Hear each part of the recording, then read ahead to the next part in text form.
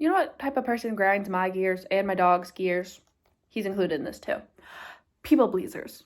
And I know a lot of my friends watching this have people pleasing tendencies. So this isn't like targeted at anyone specific, or at least no one I like specifically.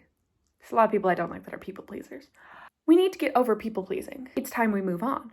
If you are worrying about people pleasing, when are you being yourself? When do you have time to show people who you are if you're always worried about being who people want you to be? Name one time someone is actually pleased with you as a people pleaser, at least in times that it matters. People pleasing, I think, has been taken from a very helpful skill contextually, and people are applying it to every scenario.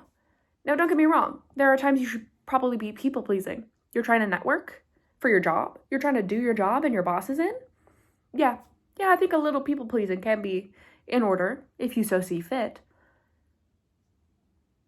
But like in every relationship you have, no. I should not be trying to befriend somebody and they're trying to please me.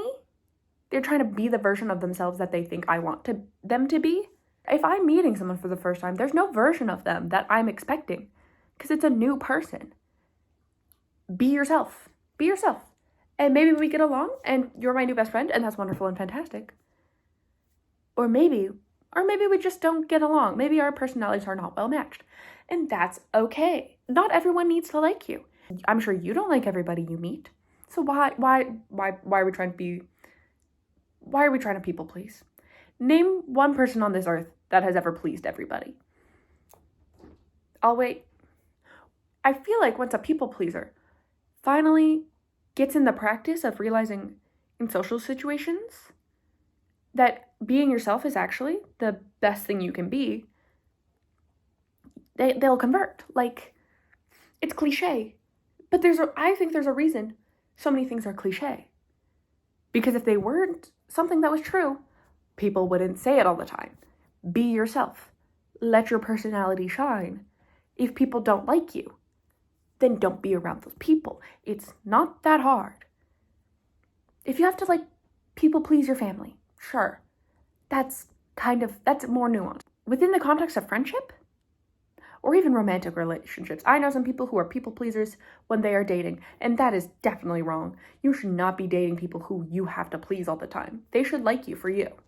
Yeah, you can want to go the extra mile, do things that they'd like, be nice, but at the core, you should be yourself.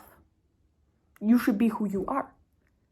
And you should not be trying to change yourself for any person. If you are people pleasing all the time, you're going to put yourself in bad situations. I've seen it happen before. It hurts to watch because it's so easy to get out of those situations once you realize their opinions don't matter. Those people's opinions, whoever they are, does not, in the long term, matter. If you are not your own number one, so far as that you are at least being as true to yourself as you can be in whatever situation it is, what's the point? There's one person on this earth who will spend the most time with you, and it's yourself. So if you don't like yourself enough to show who you are, to be yourself in all situations, then what's the point? Think of the other people you spend a lot of time with. Would you tell them to change? No.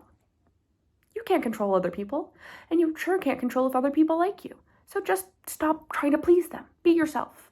It's usually pretty obvious when someone is putting on a mask and hiding who they are. There's a certain awkwardness to it that you can just go, okay, let's move it along. Why are you acting like this? I can tell that's not who you truly are. If you're one of my darling friends who is a people pleaser, take this video as permission to use me as practice to stop people pleasing.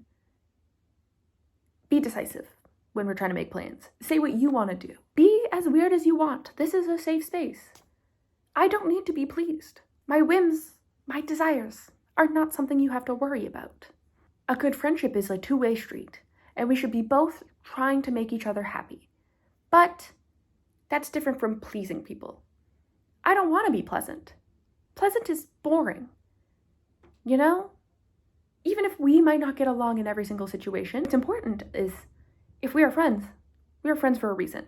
I'm not gonna keep someone in my life if I don't have to, if there's no reason to, because it's a waste of both of our times. So if you're watching this and you are my friend, if we know each other personally, please, by all means, do not please me. Do not do it. Just be who you are. That's why I like you. That's why I am your friend, is because I like who you are. That's more than enough. That's all I can ask from you. I'm speaking about this as someone who's not in the people pleaser community. And yet I feel like overwhelmingly people are pleased with me. So here's my pro tip. Here's how I got to this place. 1, you gotta fake it till you make it. Once again, it's a cliche, but guess what? It's a cliche for a reason. What really worked for me is one day I just decided, I'm gonna be confident. I'm going to act like I am the best person in the world. And guess what? It worked. I would stop anytime I wanted to say something bad about myself, anytime I wanted to make a joke that was at my own expense, I cut that out. Anytime I would like make a mistake or whatever, instead of getting frustrated with myself, I go, and that's why I'm the best person ever. Was it hyperbolic? Of course. Did I believe it at the time? No.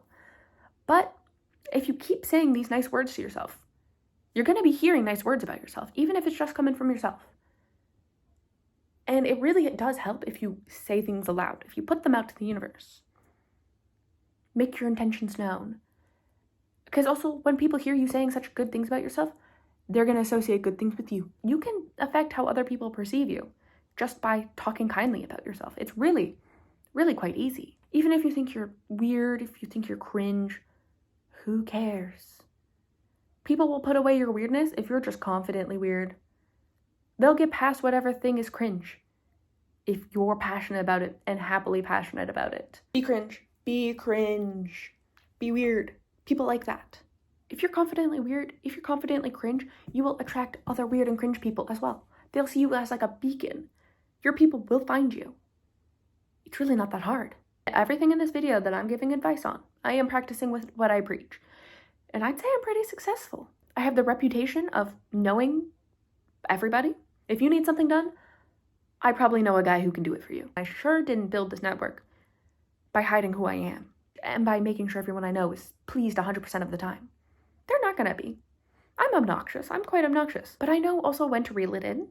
I know which situations in which I need to be more or less this or that. Doesn't matter the situation. I'm not trying to hide who I am. And another thing you can do to try and stop people pleasing all the time is, instead of trying to mold yourself into exactly what someone wants, what you think they want, which is not always exactly what they actually want, you just gotta play with levels. In every situation, you can't change who you are, but also you can dial up or dial down whatever it is about you that you need to. Because it's not changing who you are, but it's just knowing which situations to be boisterous and which situations you need to be witty and which situations you need to listen. Once you're playing with these levels, taking these attributes and putting them on a bit of a slider and practicing it and knowing, oh, it's like I can still be myself. Having the awareness of when to be your professional self versus your personal self. And within your personal self, there's going to be difference from like your friendship self to your family self to your romantic relationship self. What I will say as my final word is, what's meant for you will find you. It's a cliche for a reason. Just one of many cliches. What's meant for you will find you. But if what's meant for you is gonna find you, you have to be who you are. You have to put your intentions out into that universe.